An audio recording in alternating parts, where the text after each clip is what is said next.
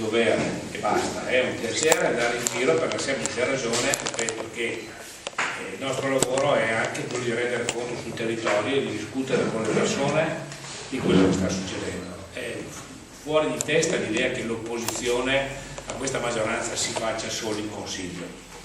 Quasi nessuno di voi sa che sono 14 giorni che siamo sepolti in Consiglio e altri ne avremo nelle prossime giornate. Non è mai successo nella storia della Regione che alla fine di febbraio, 1° marzo domani, non sia ancora stato approvato il bilancio né sia stato fatto l'esercizio provvisorio.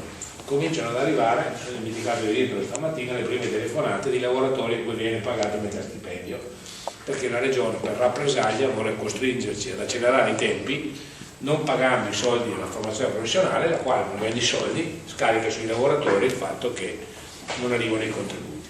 Qual è la situazione? Io sarò, spero, abbastanza, cioè voglio essere contenuto nei tempi, spero abbastanza chiaro, però anche franco, perché siamo qua e ne parliamo. Vi ricorderete quando abbiamo fatto la serata sulla sanità e vi avevamo illustrato le cifre del buco della sanità. Quello che è gravissimo è che noi ci troviamo di fronte ad un bilancio che noi abbiamo definito fallimentare. Perché fallimentare? Perché la Regione per la prima volta ha esaurito la possibilità di indebitamento. Vuol dire che ha superato la soglia del 25% di mutui debiti impegnative sulle entrate, il che vuol dire che noi non abbiamo cifre per investimenti, per opere, per strade, per cose impegnative che richiedono l'accesso a un credito da parte della banca, nei confronti di una banca o altro. Quindi noi siamo con un bilancio praticamente ingessato, dal quale si devono togliere 358 milioni in meno di trasferimenti dal governo alla regione e 130 milioni in meno per la sciagurata volontà di cancellare l'IRPEF anche a chi percepiva oltre 29.500 euro, che praticamente non si accorgeva, chiedo scusa, Fabio Tericiamo sto parlando, ciao, è un altro casino, che non si accorgeva neanche di pagarlo, e questa cosa qua, siccome è stata una mossa elettorale di Galan, naturalmente sostenuta anche dalla Lega, fa sì che adesso al nostro bilancio regionale manchino, oltre ai mancati trasferimenti dello Stato, anche i soldi della mancata addizionale. A questo ci aggiungete il disastro dovuto all'alluvione, metteteci il fatto che non si possono fare debiti e voi capite come il bilancio sulle partite mobili, cosa vuol dire partite mobili? Vuol dire che i soldi per la sanità vanno spesi in sanità, i contributi all'INPS, devi pagare i contributi all'INPS, gli stipendi sono stipendi, i fondi sui quali tu puoi decidere in regione sono poco più ad oggi, da 2 miliardi e 200 milioni di euro, sono 1 miliardo e 300 erotti.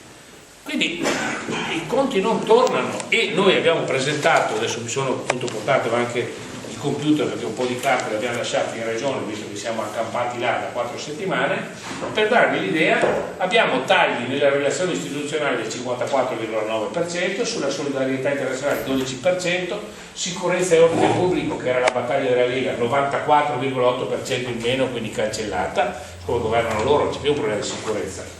10% di risorse umane e strumentali in taglio, 20% sull'agricoltura, 56% sul sistema produttivo delle piccole e medie imprese, 42% sui temi del lavoro, 11,4% sul commercio, 70,4% di taglio sul turismo, 44,9% sulle abitazioni, 56,7% sulla tutela del territorio, 19,9% sull'ecologia e via andare, 20% sulla mobilità regionale, 4% sulla protezione civile, il ciclo integrato delle acque.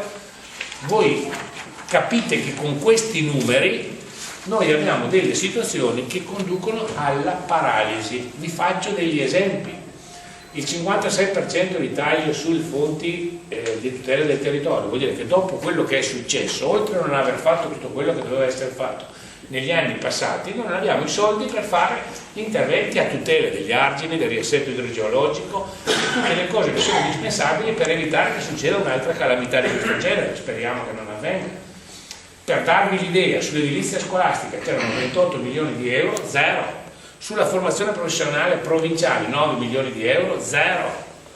Cioè ci sono, sulla protezione del lavoro, cassa integrazione in deroga e quant'altro, c'erano 22 milioni di euro, zero. Sul trasferimenti alle piccole e medie imprese c'erano anche lì milioni di euro, zero. Le cooperative, zero. Sul turismo un taglio sconvolgente.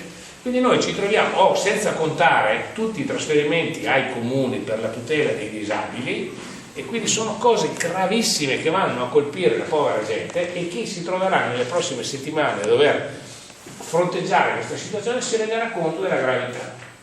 Purtroppo qual è il problema? Adesso io voglio essere sintetico, vi dico le proposte che abbiamo fatto noi, come siamo messi, e poi lo sviluppiamo assieme, perché qua potremo parlare per ore e ore di questo bilancio. Qual è la gravità della situazione? Primo, loro hanno fatto finta che non ci fosse questo problema dei tagli, e quindi hanno un po' anestetizzato. Quando la cosa ha cominciato a emergere hanno detto, vabbè, c'è la crisi è mondiale, è internazionale, cosa si può fare in un momento di crisi? Abbiamo ricordato a Zaia che tutti gli altri governatori si erano ribellati di fronte ai tagli, compreso quelli di centrodestra, compreso Formigoni, tranne lui che si era affrettato insieme a Cota del Piemonte, da buon leghista, a soccorrere Zaia dicendo che insomma avremmo fatto i nostri risparmi, ma la popolazione non ne avrebbe risentito. È venuto in consiglio regionale a dire che mancavano 100 milioni per gli alluvionati, quando tutti sanno che non basterà 1 miliardo di euro per risarcire le famiglie e le popolazioni che sono state vittime di questa sciagura delle alluvioni.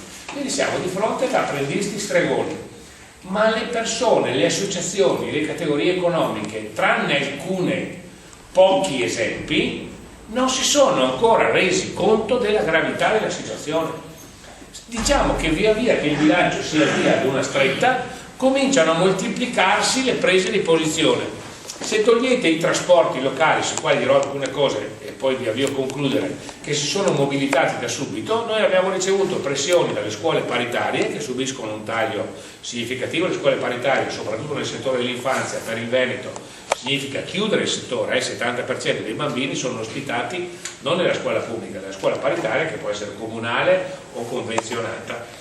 Si sono mosse tutte le associazioni dei disabili, che si sono accorti di quale tipo di taglio avrebbero dovuto fronteggiare, ma poco altro, no Franco? Abbiamo ricevuto queste persone, abbiamo ricevuto anche delegazioni dell'ANCI, abbiamo ricevuto delegazioni delle categorie economiche, si sono mossi un po' gli artigiani che hanno protestato, come è vero, perché i fondi vengono spostati sull'impresa medio-grande, tagliando la piccola e piccolissima impresa, ma ancora non si è sviluppata quella protesta che sarebbe giusto aspettarsi. La domanda è perché? Perché questa regione ha fatto un'operazione di tutela delle materie di sua diretta competenza, ha offuscato alcuni tagli sperando che intanto il governo venga in soccorso, poi magari questo discorso lo lascerei a Franco a sviluppare le trattative fatte col governo sul mille proroghe, sul ripiano della sanità e su altri trasferimenti, e cercano di scaricare sui comuni il peso di rispondere ai cittadini per i tagli che si troveranno costretti a fronteggiare. Quindi chi sarà amministratore, chi è oggi amministratore, si trovano a dover rispondere, non è in grado, sul trasporto pubblico locale, sulla formazione personale, sui contributi alle famiglie per i disabili,